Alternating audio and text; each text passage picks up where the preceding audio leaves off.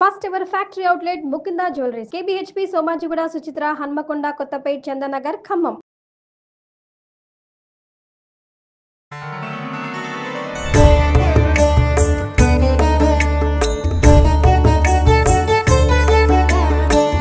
नमस्तेस्तु महामाये श्रीपीठे सुरपूजिते शङ्खचक्रगदाहस्ते महालक्ष्मी नमोस्तुते।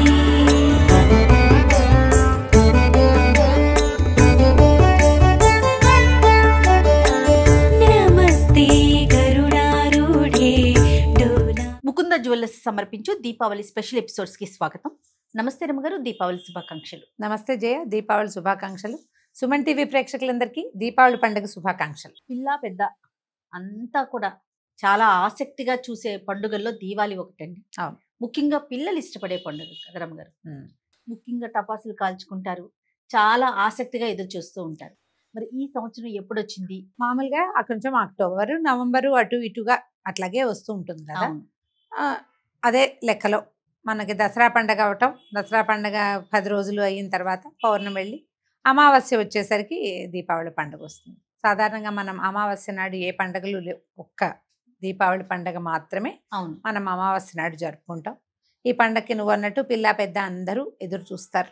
ఒక్కొక్కళ్ళు ఇల్లు వాకిళ్ళు శుభ్రాలు చేసుకోవటం కోసం, ఇల్లు బాగా క్లీన్ చేసుకోవటం, తర్వాత వ్యాపారస్తులు అయితే కొత్త దస్త్రం పెట్టడం కోసం, లక్ష్మీ పూజని, తర్వాత ఈ ధనత్రయోదశి బంగారం కొనుక్కోవటం అని, నరక చతుర్దశి నాడు పెద్దవాళ్ళని తలుచుకోవటం అని, తర్వాత పండగ వెళ్ళంగానే మళ్ళీ భగినీ హస్త భోజనం అని, రకరకాల విధానాల ప్రకారము ముఖ్యంగా నువ్వు అన్నట్టు క్రాకర్స్, దీపావళి బాణాసంచ ఇది వరకటి కంటే ఇప్పుడు బాగా ఖరీదులు పెరిగినాయని అదని అంటున్నారు. ఇప్పుడు ఏంటంటే మనకి పర్యావరణ హితానికి అది మేలు చేసేవి అవుతాయా, మేలు విషయం పక్కన పెడదాం, ఇబ్బంది కలగకుండా ఉండేలాగా దీపావళి పండగ ఎవరైనా అన్ని జాతుల వాళ్ళు కుల మత విచక్షణ లేకుండా అందరూ సరదా పడి జరుపుకునేది. దీంతో పాటుగా రకరకాల మిఠాయిలు వండుకోవటం, పంచుకోవటం, స్నేహితులతోటి బాగా స్పెండ్ చేయటం. పురాతన కాలం నుంచి ఇప్పుడు ఇంత క్రాకర్స్ హడావిడి లేకపోయినా, ఎన్ని లైట్లు సందడి లేకపోయినా, ఒట్టిగా దీపాలు పెట్టుకుని పండగ చేసుకునేది కూడా పూర్వకాలం నుంచి మనకి జరుగుతూనే ఉంది. అయితే స్వతంత్రోద్యమం నాడు కొంచెం దీపావళి అవి కాస్త తక్కువగా ఉండేవి. అప్పుడు జనం చేసుకొని ఇచ్చేవాళ్ళు కాదు. మనకి స్వతంత్రం వచ్చాక ఈ 75 సంవత్సరాల నుంచి దీపావళి పండగని విస్తారంగా జరుపుకుంటున్నాము. రామ్లీల ఆడతారు, కొన్ని చోట్ల విశేషంగా చేస్తారు, నరకాసురుణ్ణి కాల్చటము అలాంటివి కూడా చేస్తారు. సాధారణంగా దీపావళి ఒక 5 రోజుల పండగ అనుకుందాం. ధనత్రయోదశి మనం ఇది వరకు చేసేవాళ్ళం కాదు, మనం ఎప్పుడు నరక చతుర్దశి చేసుకునేవాళ్ళం. అవును. చతుర్దశి నాడు నెత్తికి నూనె పెట్టుకుని తలంటి పోసుకోవటము, దీపావళి పండగ నాడు దీపాలు పెట్టుకోవటము. అయితే ఇప్పుడు ధనత్రయోదశిని కూడా ఓ పండగగా, పూజగా, పర్వదినంగా జరుపుకుంటున్నాం. మనం బయట నుంచి వచ్చేస్తాయి జయ కొన్ని పండగలు. ఈ వచ్చేసిన పండగల్లో ఈ ధనత్రయోదశి ఒకటి, తర్వాత నరక చతుర్దశి, దీపావళి, బలిపాడ్యమిని మనమేం పెద్ద వింతగా విచిత్రంగా జరుపుకోం, కానీ విశేషంగా పాడ్యమి తర్వాత భగినీ హస్త భోజనాన్ని కూడా ఇటీవల కాలంలో సోషల్ మీడియా బాగా పెరిగిన తర్వాత చాలామంది సెలబ్రిటీలు కూడా వాళ్ళ అన్నదమ్ములు పిలిచి భోజనాలు పెట్టుకోవటము, చాలా కాలంగా మాట్లాడుకొని అన్నదమ్ములు అక్క చెల్లెళ్ళు కూడా ఈ సందర్భం ప్రకారం ఓ వీడియో కూడా వస్తుంది, ఎలాగూ మనం ఒక రీల్ పోస్ట్ చేయొచ్చు కాబట్టి చేసుకుంటున్నారు. సో ఈ 5 రోజులు పర్వదినాలుగానే జరుపుకునే విధానం మనకి కనపడుతుంది. లక్ష్మీ పూజ ఇందులో చాలా ప్రధానమైంది. మనం ఎట్లా విధానాన్ని బట్టి పొద్దుటి పూట చేసుకోవచ్చు, లేదా సాయంకాలం పూజ చేసుకోవచ్చు. దీపావళి పండగ నాడు ముఖ్యంగా ఏం చేస్తామంటే ఆ రోజున మనము తలంటు పోసుకోం, అభ్యంగనం చెయ్యం కదా. ఈ పొద్దుటి పూట ఉదయమే తెల్లవారుజామున ఒకసారి కాస్త దీపాలు పెట్టుకోవటము, పొద్దున్నే ఏదో శాస్త్రానికి ఇంట్లో పూజ చేసుకోవటము, సాయంకాలం అయ్యేసరికల్లా మనము ఈ ముందే నానబెట్టి ఉంచుకున్న దీపాలన్నిటినీ ప్రమిదల్లో చక్క ఒత్తులు వేసుకుని నూనెలు పోసుకోవటం, సాయంత్రం అయ్యేసరికి దీపాలు వెలిగించటం, తర్వాత కొంచెం దీపాలు అవి పెట్టుకున్న తర్వాత అప్పుడు లక్ష్మీ పూజ జరుపుకోవటం, టపాసులు కాల్చుకున్నాక ఏదైనా తీపి పదార్థాలు తినడము అయిపోయింది దీపావళి పండుగ. అయితే ఇందులో జాగ్రత్తలు వహించవలసినవి ఎంత సరదా సంతోషము ఉన్నాయో అంత జాగ్రత్త కావాలి. అవును. పిల్లల పట్ల జాగ్రత్తగా ఉండాలి. సింథటిక్ చీరలు, సిల్క్ చీరలు, పిల్లలకి ఇంతంత బుట్టలు లాంటి గౌన్లు, తర్వాత ఏమో మంచి చక్కగా మగపిల్లలకి షేర్వాణీలు, సిల్క్వి అవి వేస్తే ఓ చిన్న చుక్కబడినా ఇబ్బంది అవుతుంది. కొంచెం ప్లాన్డ్గా ఆలోచించుకుని సాయంకాలం మనం అందరూ కలుసుకునేటప్పుడు దీపాలు పెట్టే వరకు కొంచెం గ్రాండ్గా బట్టలు వేసుకోవటం. క్రేకర్స్ దగ్గరకు వచ్చేసరికల్లా పిల్లలకి బట్టలు మార్చేసి మనం కూడా చక్కగా కాటన్ బట్టలు ధరించి పిల్లలు కూడా కాటన్ బట్టలు వేసి దీపావళి సామాగ్రి కనుక టపాసులు కాల్చుకుంటే ప్రమాదాలు లేకుండా ఉంటాయి.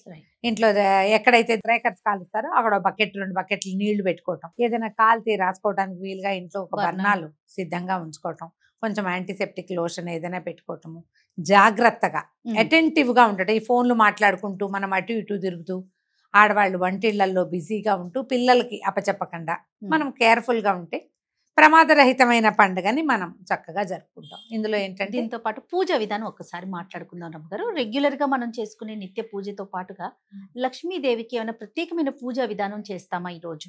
లక్ష్మికి షోడశోపచార పూజ చేసుకుంటే మంచిది ఎప్పుడు కూడా. షోడశోపచారం అంటే శ్రీ సూక్త విధానపు పూజ అయితే బాగుంటుంది. దీనికి పెద్దగా మనం వరలక్ష్మి వ్రత హడావిడి ఏమి తోరాలు కానీ కథ కానీ ఏమీ లేవు. మన ఇంట్లో ఉన్న అమ్మవారే, మన ఇంట్లోనే ఒక లక్ష్మీదేవి ప్రతిమో పూజా విశేషం ఉంటారు కదా, లేకపోతే ఒక బంగారు చిన్న కాసు పెట్టుకుని ఓ ఇత్తడిదో వెండిదో చిన్న ప్రతిమా విశేషం పెట్టుకుంటే ఆ ప్రతిమా విశేషానికి ఆవాహనము, సింహాసనం సమర్పించటము, ఆచమనీయం చేయటము, తర్వాత ఏమో అర్ఘ్యం పాద్యం ఆచమనీయం ఇచ్చాక అభిషేకం చేయటము, తర్వాత వస్త్రాలు, ఏమైనా అలంకరణ సామాగ్రి, పసుపు కుంకుమ, తర్వాత అమ్మవారి నామాలు ఉంటాయి కదా 108, లక్ష్మీ అష్టోత్తరం చదువుకుని అమ్మవారికి పువ్వులతో కానీ అక్షతలతో కానీ లేదా కుంకుమతో కానీ అర్చన చేసుకోవటం. అర్చన అయిన తర్వాత ధూపం దీపం నైవేద్యం. అమ్మవారికి శనగపిండి ఇష్టం. లక్ష్మీదేవికి శనగ ఆమె వస్తువు, ఆమె యొక్క ధాన్యం గింజ కింద చెప్తారు. శనగపిండితో చేసిన ఏ పదార్థానైనా బూందీ లడ్డూలు కానీ మైసూర్ పాకులు కానీ ఇంకా 7 కప్స్ కేక్ అని చేసుకుంటాం కదా, బర్ఫీ అవి చేస్తారు శనగపిండితోటి. అవి తర్వాత హాట్ కూడా చేయదలిస్తే కనుక ఏదైనా బజ్జీలు శనగపిండితో చేసేవి, వడలు అలాంటివి నివేదన చేసుకోవటం. అమ్మవారికి చేయవలసిందల్లా ఇందులో మనకి కథా విశేషం అవి ఏమీ లేవు. వ్రతంగా నోముగా కాదు, మా ఇంట్లో లేదు మేము చేసుకోవచ్చా అని అడగాల్సిన పని లేదు. లక్ష్మీదేవి అందరి ఇళ్లలో ఉండేదే, అందరికి కావాల్సిందే. దీనికి ఏ విచక్షణ లేదు. ఉంది లేదు చేయకూడదు చెయ్యొచ్చు ఏం పెట్టుకోకర్లా, సాధారణంగా చేసుకోవచ్చు. షోడశోపచార పూజ చేస్తే అయిపోతుంది. పూజా విధానం బాగుంది రమ్మగారు. అయితే దీపాలు పెట్టుకుంటాం కదా, ఏ నూనె వేసి దీపం పెట్టాలి రమ్మగారు? దీపాలు పెట్టుకుంటాం కాబట్టి. అవును, ఇప్పుడు ఇక్కడి నుంచి మొదలు చేయ తైలే లక్ష్మి జలే గంగా అని చెప్తారు. ఈ రోజు మొదలు తైలంలో లక్ష్మీదేవి ఉంటుంది. అసలు ఇక తైలము అంటేనే తిలలతో చేసింది అని. నువ్వుల నూనె దీపాలు పెట్టుకోండి. ఈ నువ్వుల నూనె దీపాల ప్రత్యేకత ఏంటంటే మనం ఆలోచించాలి దీని మీద లాజిక్ ఏమైనా ఉందా అని. మన పండుగలన్నిటికీ కూడా పర్యావరణ హితం ఒకటి ఉంటుంది. అవును, ఏదో ఒక లాజిక్ లేకుండా మనకి ఏర్పాట్లు లేవు. మన ప్రాంతంలో ఇది అని ఖచ్చితంగా ఎందుకుంది అంటే ఇక ఇప్పుడు చూడు శరత్కాలం ఇది కదా, ఆశ్వీజ కార్తీకాలు శరత్కాలం. ఆశ్వీజం అంతా కూడా మనం ఏదో కొంచెం జల్లు వాన చూసాం, ఎంతో కొంత చూస్తూ ఉంటాం కొద్దిగా, కానీ ఉన్నది మెల్లిగా నీకు కార్తీకం దగ్గర పడేసరికల్లా ఏమవుతుంది, పగళ్ళు చిన్నవయ్యి రాత్రులు పెద్దవవుతాయి, చలి పెరిగిపోతుంది. శరత్కాలం సగబడి పడేసరికి చలి వచ్చేస్తుంది కదా, కార్తీకం అంటే చలి వస్తుంది. ఇప్పుడు ఈ కాలంలో ఏంటంటే ఈ నువ్వుల నూనె నుంచి వచ్చేటువంటి పొగ మంచిది వాతావరణానికి, మనకి కూడా. అక్కడి నుంచి ఈ దీపం వెలిగిస్తామా, ఆ జ్యోతి యొక్క వెలుగుందే అది కంటికి మంచిది, రెటీనాకి ఆరోగ్యం, ఆప్టిక్ నర్వ్కి చల్లదనాన్ని ఇస్తుంది. మామూలుగా మన ఆప్టిక్ నర్వ్ ప్రతి వాళ్ళకి కళ్ళే. ఇప్పుడు మనం ఏం చేస్తాం, సెల్ ఫోన్లు చూసి కళ్ళు పాడు చేసుకుంటున్నాం. మనకు అవసరం ఇది. ఇప్పుడు దేంతో వెలిగించిన దీపమేనమ్మా, వెలుగే. అది ఏదైనా సరే, నువ్వు క్యాండిల్ వెలిగించు, కొబ్బరి నూనెతో వెలిగించు, ఆముదంతో వెలిగించు, నువ్వుల నూనెతో వెలిగించు. కానీ ఆముదపు వాసన వేరు, కొబ్బరి నూనె వాసన వేరు, నువ్వుల నూనె వాసన వేరు, ఆవు నెయ్యి వాసన వేరు, క్యాండిల్ వాసన మొత్తానికే వేరు. ఆ వాసన నీకు మంచిదని నువ్వు ఎక్కడైనా వింటావా? వినం. ఇది మంచిది, ఈ కాలానికి ఇది సరైంది. కాబట్టి నువ్వుల నూనె ముఖ్యమైనది. క్యాండిల్స్ ని పక్కన పెట్టండి.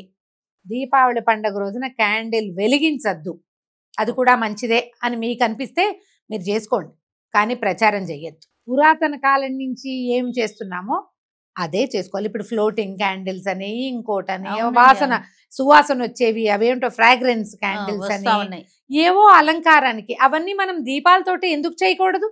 ఆ ఇన్నోవేటివ్ ఐడియా ఏదో మన పద్ధతిలోనే పెట్టుకోవచ్చు కదా, అవును ఇందులోనే చేయొచ్చు.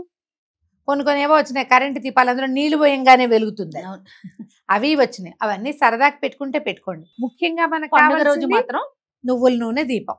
తప్పకుండా. మీరు అలంకారానికి ఏం చేసినా అదేమి మీ ఆరోగ్యానికి కాదని మనం తెలుసుకోవాలి. మన ఆరోగ్యానికి కాదు, మనకి ఇది కావాలి. అందుకని దైవం దగ్గర, తులసి కోట దగ్గర, వీధి వాకిళ్లలో ఎక్కడైతే క్రాకర్స్ మనం ముట్టించాలో అక్కడ తప్పకుండా నువ్వుల నూనె దీపాలని పెట్టండి. నువ్వుల నూనె దీపాన్ని ప్రోత్సహించండి. ఇప్పుడు మనకి ఈ బాటిల్స్ కనపడితే దీపెన్ నూనె అని రాయబడి కనిపిస్తుంది, కానీ ప్రైస్ తక్కువ. మీరు గమనిస్తే అవేమంత మంచిగా అనిపించట్లేదు. అందులో కొంచెం రకరకాల నూనెలు కలిసే అవకాశం ఉంటుంది. కల్తీ అవడానికి అవకాశం ఉంది. వీలైతే మంచి నువ్వుల నూనె ప్రశస్తమైనది కొనండి. ఈ నెల రోజులు కూడా అదే వాడుకుంటే మంచిది. పండగ రోజున కనీసం వాడండి, తప్పకుండా. పండగకైనా వాడితే ఆరోగ్యానికి మంచిది. ప్రమాదరహితమైన, కాలుష్యరహితమైన స్నేహము, సౌహార్ద్రము అవి వెళ్ళి విరిసేలాగా చక్కగా దీపావళి పండగ జరుపుకోండి. తప్పకుండా రమ్మ గారు, మరొకసారి దీపావళి శుభాకాంక్షలు.